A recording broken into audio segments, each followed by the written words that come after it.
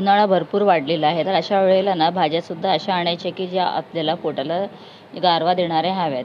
तर अशामध्ये ना दोडका पण आहे. तर मी आज दोडकाच आणलेला, कारण ह्याच्यामध्ये पाणी खूप असतं.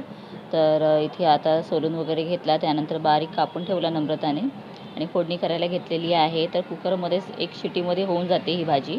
तर तेल अगदी थोडंच घातलेलं आहे, कारण तेल पण जास्त आता खाऊ नये. तर अगदी 1 चमचा तेल घातलं, त्यात मोहरी घातली, कढीपत्ता घातला आणि त्यानंतर कांदा घातला टोमॅटो घालून. दोडका कापून घेतलेला आहे तोसुद्धा घातला. आधीच ना कट करायच्या आधीच धुवून घेतलेले, म्हणून नंतर धुवायची गरज लागली नाही. मग हळद, मीठ, गरम मसाला वगैरे घातला आणि गरम मसाल्याचं प्रमाणसुद्धा थोडं कमीच घातलेलं आहे.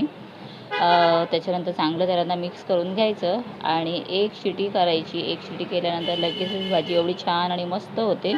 पण हां, थोडंसं पाणी घालायचं, कारण खाली लागायला नको. तर तुम्हीसुद्धा नक्की बनवा आणि सगळ्यांनी उन्हाळ्यामध्ये जास्तीत जास्त पाणी प्या.